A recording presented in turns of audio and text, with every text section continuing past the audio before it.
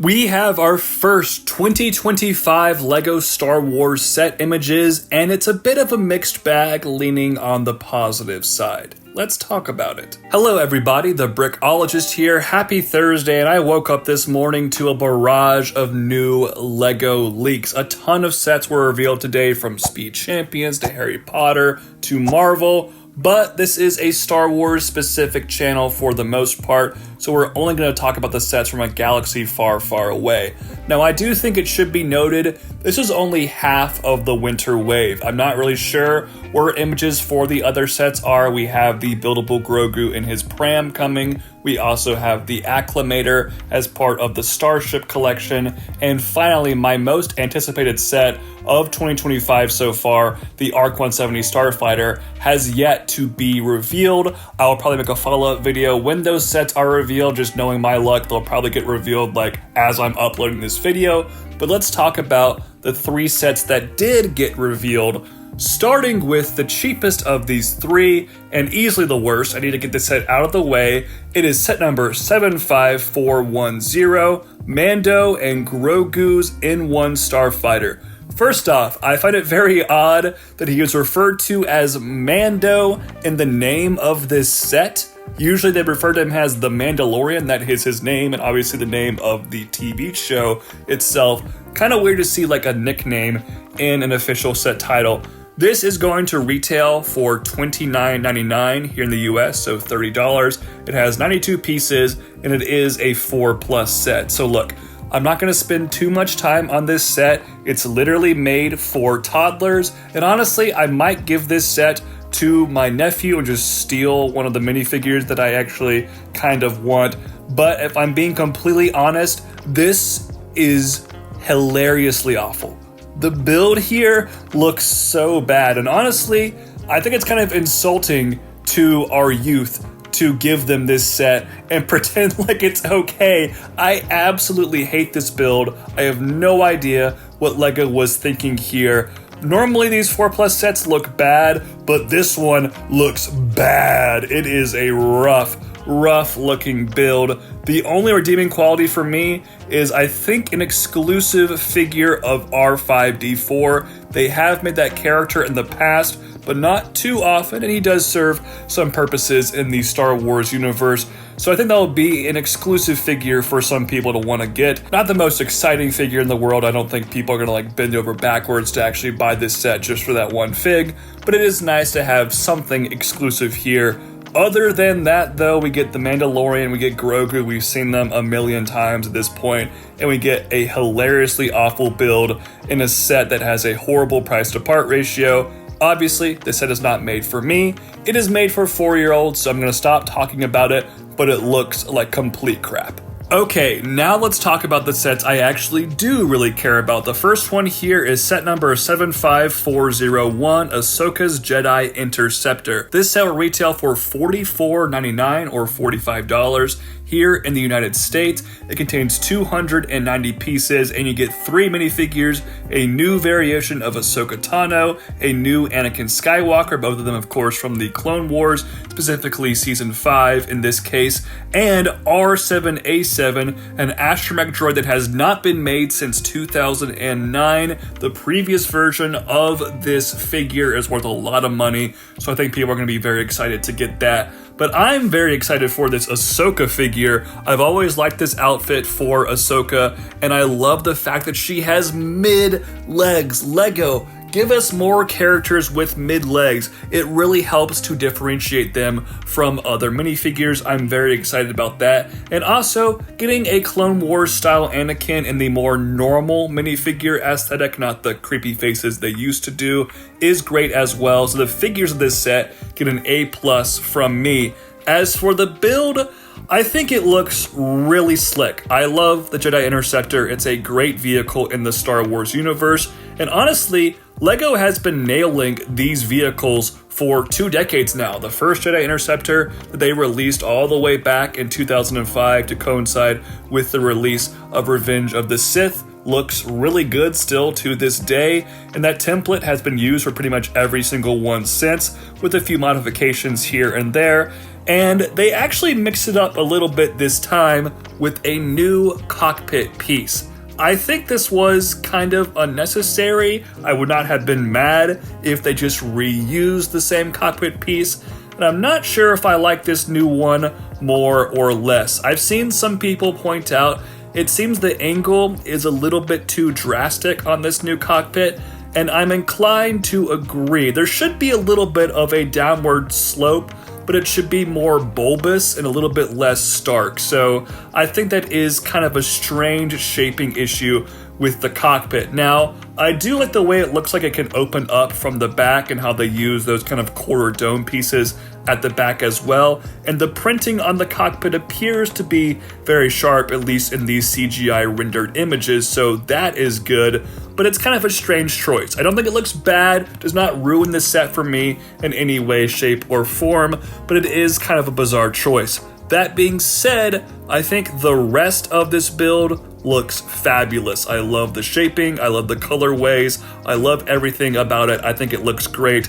The play value, it's going to be the same we've always seen with these Jedi interceptors, but it's been good in the past. It should be good here. This is a very solid looking build with kind of an odd cockpit choice, but besides that, it looks really good, and I'm very excited to add this to my collection. I always like getting new variations of cool existing Star Wars vehicles.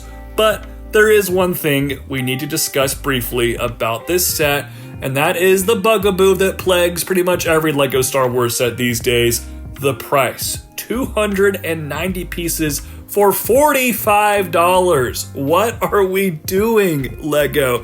That makes no sense. Literally, about 2 years ago and some change, we got Obi-Wan's Jedi Starfighter for $30.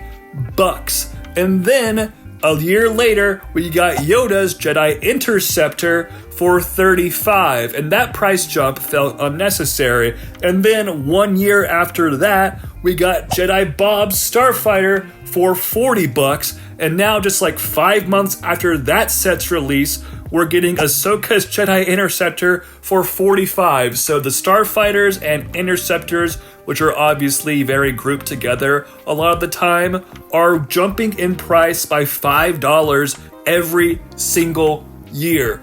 What are we doing? What is happening? I know inflation has gone crazy as of late. I understand that prices might increase for some sets, but why is it going wild for these Jedi Starfighters and Interceptors? It is going at a crazy rate, and it makes no sense that this set is $5 more than Jedi Bob's Starfighter that came out just 5 months ago and has more pieces. Yeah, rant over about the price of this set, it makes no sense. Now obviously, $45 is not some insurmountable amount of money. I'm probably going to buy this set day one because I am a freak and I love LEGO Star Wars, and I do think it looks like a cool set, but that price is really bad, man. Speaking of bad prices, our final set reveal today is the 118 Plus set that is part of the Starship collection. This is set number 75405, Home One Starcruiser. Now, this set will retail for $69.99 or $70 US, and it has 559 pieces. Now, the Starship collection, I really dig. I love these builds, and it is a good excuse for LEGO to give us sets of big ships in the Star Wars universe that they don't want to commit to a giant playscale set or a UCS set, for example, the Invisible Hand. However, the price of this set makes very little sense to me. It's $70, but it only has just a handful of pieces more than the Invisible Hand. In fact, the Invisible Hand has 2 pieces less than this set, and that one was $20 cheaper.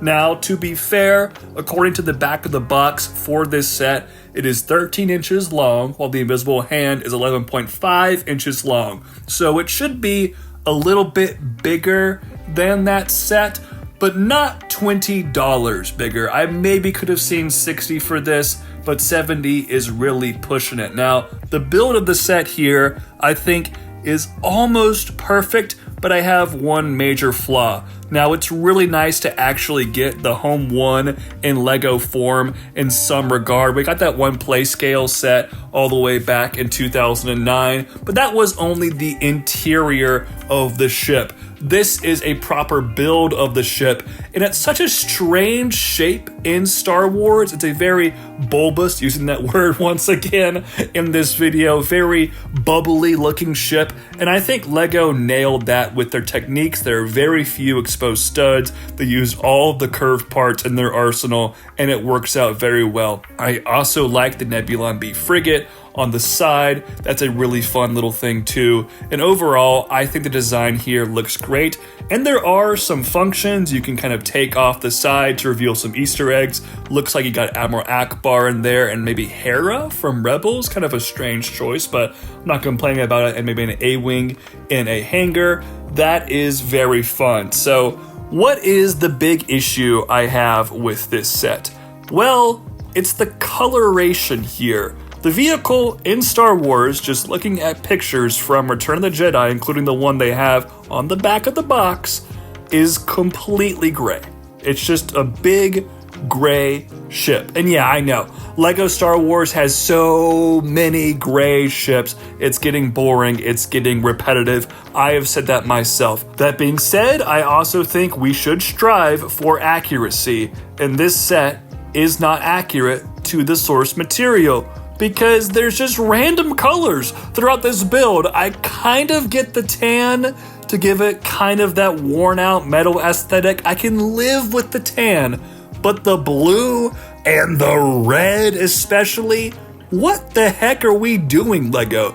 That's just blatantly inaccurate. I have absolutely no clue what is going on there. If someone can enlighten me as to why there are random colors throughout this ship, please let me know in the comments down below, because I am staring at images of the model they use in Return to Jedi, and it looks completely gray to me. I honestly might have to swap out those pieces for gray parts that I'll get off Bricklink or something, because it just looks really odd in my opinion. So that is a big issue with this set. The price is an issue as well, but the rest of this set I think looks pretty great. And there you have it. Those are the first 3 LEGO Star Wars set reveals for winter 2025. Crazy, we're already at this point. What do you think of these sets? Please let me know your thoughts in the comment section down below. Thank you all so much for watching today's news video. Have a great rest of your day. Peace out. God bless. Bye-bye.